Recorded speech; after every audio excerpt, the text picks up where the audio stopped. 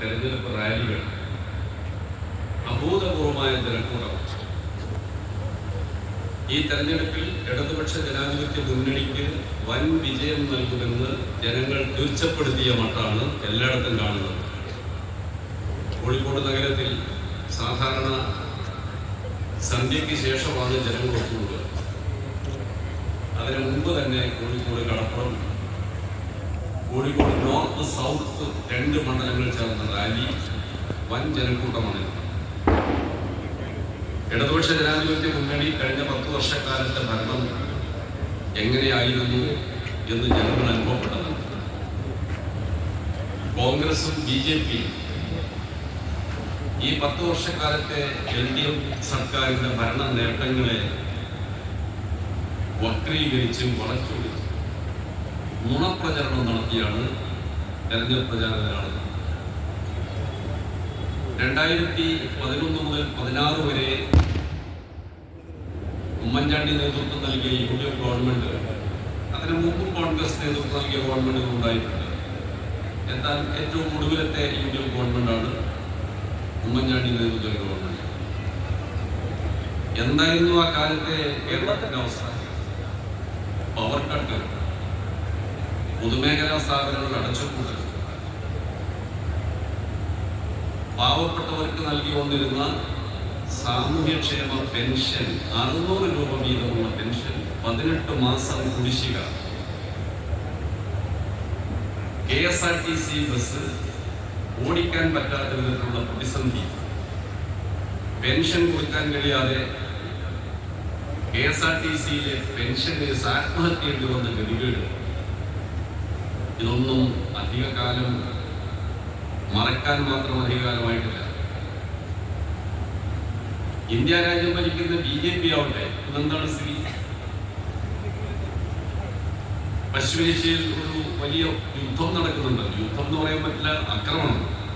ഇറാന് നേരെ അമേരിക്കയും ഇസ്രായേലും നടത്തിയ ആക്രമണം, അതിന്റെ ഫലമായി ലോകം ഇന്ന് അനുഭവിക്കുന്ന നേരിടുന്ന പ്രതിസന്ധി എത്ര ഗുരുതരമാണ്. നമ്മുടെ നാട്ടിലുൾപ്പെടെ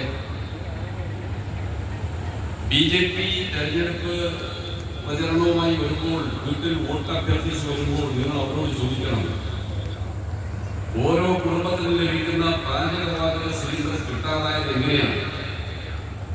അടുക്കള പൂട്ടേണ്ടി വരുന്നത് എന്തുകൊണ്ടാണ്?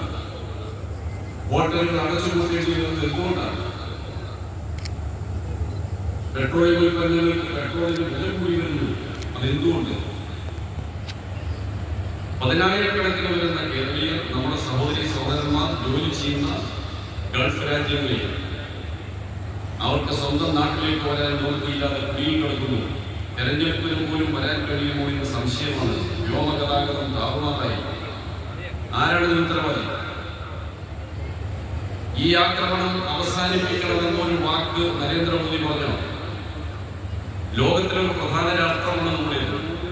ജനസംഖ്യയിൽ 2ാം സ്ഥാനത്ത് നിൽക്കുന്ന ഏഷ്യയിലെ ഏറ്റവും വലിയ രാജ്യങ്ങളിലൊന്ന്. അമേരിക്കയോടും ഇസ്രായേലിനോടും ഈ യുദ്ധം നിർത്തണമെന്ന് എന്താ മോദിക്ക് പറയാൻ പറ്റാതെ? ഇറാൻ നേരെ ആക്രമണം ആരംഭിക്കുന്നതിന്റെ തൊട്ട് തലേ ദിവസം മോദി ഇസ്രായേൽ തലസ്ഥാനത്തെ ടെൽഅവീവിൽ നെതന്യാഹുവുമായി വെട്ടിപ്പിടിക്കുക. അപ്പോൾ അറിഞ്ഞില്ലേ ഇവർ ആക്രമിക്കാൻ പോകുന്ന വിവരം? മോദിയോടൊന്നും പറഞ്ഞില്ലേ?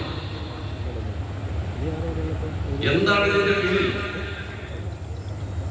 ജനങ്ങളെ ജീവിതം തകർക്കുന്ന, ലോകത്താകെ പ്രതിസന്ധി ഉണ്ടാക്കുന്ന ഒരാക്രമണം ഒരു ഭാഗത്ത് നടക്കുമ്പോൾ, പണ്ട് കാലത്ത് ചേരിചേരാനായി ഉയർത്തിപ്പിടിച്ച് ലോകത്തിന്റെ മുമ്പിൽ മാന്യമായ ഒരു സ്ഥാനം അലങ്കരിച്ചിരുന്ന ഇന്ത്യ രാജ്യം മോദിയുടെ ഭരണത്തിൽ നിസ്സംഗത പുലർത്തുന്നു.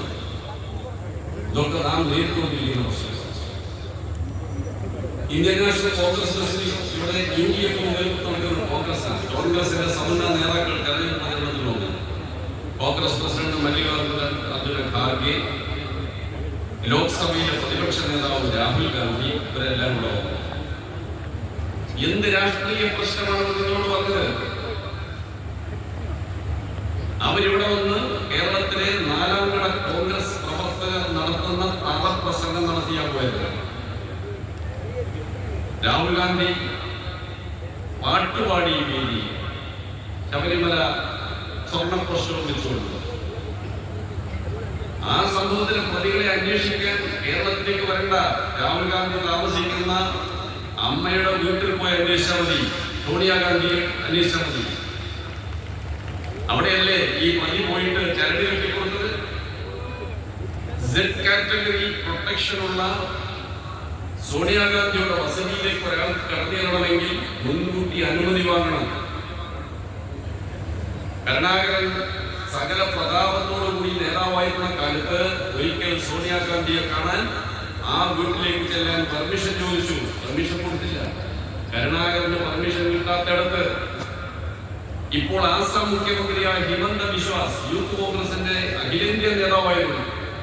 ആ വീട്ടിലേക്ക് കയറാൻ അനുമതി കിട്ടാത്തതിൽ പ്രതിഷേധിച്ചാണ് രാജിവെച്ച് BJP പോയത്. ഇപ്പൊ BJPയുടെ മുഖ്യമന്ത്രിയാണ് ആസാമിൽ. അവർക്കൊന്നും കടന്നു ചെല്ലാൻ സ്വാതന്ത്ര്യമില്ലാത്തിടത്ത് ഈ കേസിലെ പ്രതിയായ കൊച്ചി എങ്ങനെ കടന്നെത്തിയെന്ന് ഇവിടെ വന്ന് പാട്ടുപാടുന്നതിന് പകരം രാഹുൽ ഡൽഹിയിൽ പോയി അന്വേഷിക്കണം. വേറെ എന്താ അവർക്ക് പറയുന്നത്? ഇന്ത്യ രാജ്യത്ത് നേരിടുന്ന പ്രശ്നങ്ങളെ കുറിച്ച് കോൺഗ്രസ് എന്താണ് അഭിപ്രായം? ഇപ്പൊ ഇന്നലെ പാർലമെന്റിൽ ഒരു ബില്ല് വരേണ്ടതായിരുന്നു. FRCA ഭേദഗതി. വിദേശ രാജ്യങ്ങളിൽ നിന്ന് നമ്മുടെ രാജ്യത്തെ ജീവകാരുണ്യ പ്രവർത്തനങ്ങൾ, പൊതുപ്രവർത്തനങ്ങൾ, സാമൂഹ്യ പ്രവർത്തന സംഘടനകൾക്ക് സംഭാവനകൾ കിട്ടുന്നത് സംബന്ധിച്ച് ഒരു നിയമം FRCA foreign regulation act, foreign regulation act, FCRA foreign contribution regulation act 1976 അടിയന്തരാവസ്ഥ കാലത്താണ് ആ നിയമം പാർലമെന്റ് പാസാക്കിയത്. കോൺഗ്രസ് ഗവൺമെന്റിന്റെ കാലത്ത് ഇന്ത്യ രാജ്യത്തെ വിവിധ സംഘടനകൾ വിദേശ രാജ്യങ്ങളിൽ നിന്ന് ഏതെങ്കിലും സൗഹാർദ്ദ സംഘങ്ങൾ വല്ല സംഭാവനയും നൽകിയാൽ അതിന്റെ കണക്കുകൾ ബോധിപ്പിക്കുന്നത് സംബന്ധിച്ചെല്ലാമാണ് ആ നിയമം. അതിന്റെ ഓഡിറ്റ്, അതിന്റെ അക്കൗണ്ട് തുടങ്ങിയ വ്യവസ്ഥ ചെയ്യുന്നത്. എന്നാൽ ആ നിയമത്തിന്റെ പരിധിയിൽ നിന്ന് RSSനെ ഒഴിവാക്കി കോൺഗ്രസ്. RSSന് അത്തരത്തിലുള്ള ഒരു നിബന്ധനയും ബാധകമല്ല ആ നിയമത്തിൽ. എന്നിട്ട് ഇപ്പോൾ ആ നിയമം കർശനമായ നിലയിൽ ഭേദഗതി കൊണ്ടുവരികയാണ് RSS BJP ഗവൺമെന്റ്. ജീവകാരുണ്യ പ്രവർത്തന പ്രസ്ഥാനങ്ങൾക്ക് ഏതെങ്കിലും വിധത്തിൽ സംഭാവനകൾ വാങ്ങിയാൽ അതിന്റെ കണക്കിന്റെ പേരിൽ അവരുടെ സ്ഥാപനം തന്നെ പിടിച്ചെടുക്കാൻ ഇന്ത്യ ഗവൺമെന്റിന് അനുമതി നൽകുന്ന ഏറ്റവും കുറ്റകരമായ, ഏറ്റവും തെറ്റായ ഒരു വ്യവസ്ഥ കൊണ്ടുവരാൻ ശ്രമിക്കുന്നത്. ഇവിടെ വന്ന കോൺഗ്രസ് നേതാക്കന്മാർ സംസാരിച്ചോ? കോൺഗ്രസ് നേതാക്കന്മാർ അതിനെ കുറിച്ച് വല്ലതും പറഞ്ഞോ?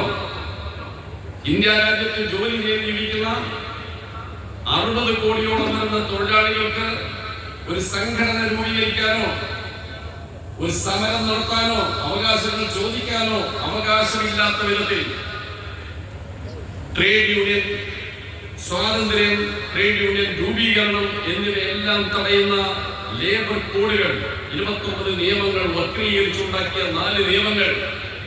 എന്തേ കോൺഗ്രസ് നേതാക്കന്മാർ ഇവിടെ വരുമ്പോൾ അതിനെക്കുറിച്ച് സംസാരിക്കാത്തത്?